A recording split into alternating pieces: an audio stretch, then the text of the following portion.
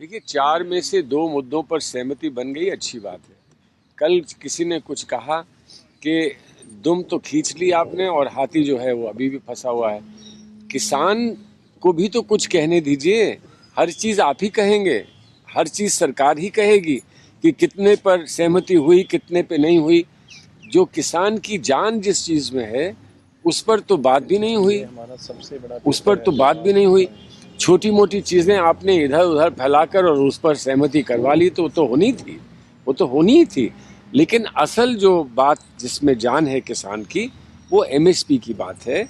और वो जो पूरा ढांचा है जिससे कि एमएसपी सुरक्षित हो पाएगा और जिससे कि जो सरकार खरीद करती है वो सुरक्षित रहेगी, जो अनाज की खरीद सरकार करती है वो सुरक्षित रहेगी। ये सारी बातें हैं जिस पर अभी चर्चा कहाँ हुई है। चर्चा होगी तब देखा जाएगा।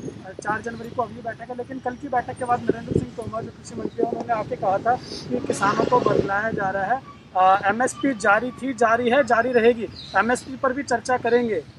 नहीं तो पहले वो, मेरा सुझाव ये है कि पहले वो इस बात पे चर्चा करें कि किसान तुम बहुत बेवकूफ़ हो, तुमको लोग वर्गला सकते हैं। पहले इस पे चर्चा कर लें और जवाब सुन लें।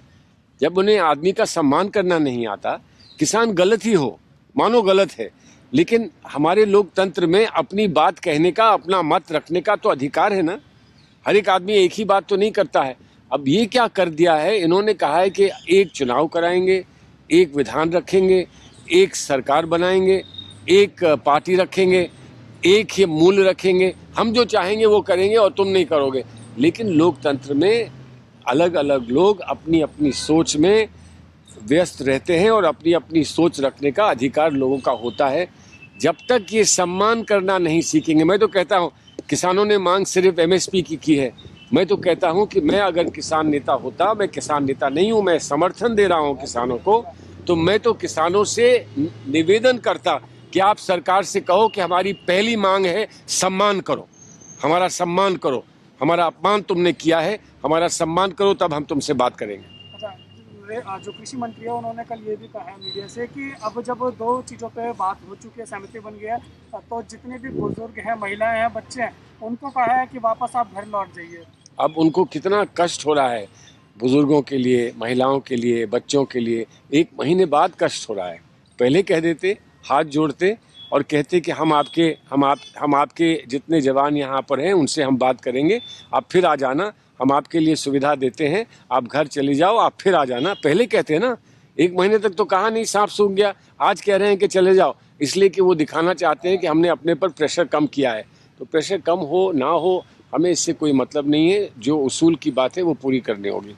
जिस तरह से जो जितने भी केंद्र मंत्री उनके द्वारा एक बयान और दिए जा रहे थे कि खालिस्तान और अल्ट्रा लेफ्ट पार्टी द्वारा ये टेक ओवर कर लिया गया है आंदोलन, क्या कहना चाहेंगे इसके बारे में? ऐसा है, कुछ बेवकूफ़ी की बातें ऐसी होती हैं जिस पे कुछ नहीं कहना चाहिए।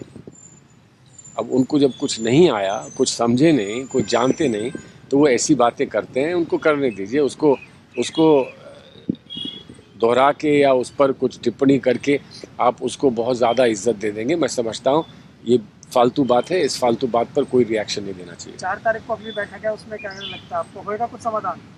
उस सरकार से आप पूछिए। समाधान कुछ नहीं होना है जब तक कि जो लकीर खींची गई है उस लकीर पर हमारे किसान अडिग बैठे हैं। उस लकीर पर ये पहुंचकर ये नहीं कहते कि हम ये कानून वापस ले रहे हैं, अब आइए बैठिए बात करें।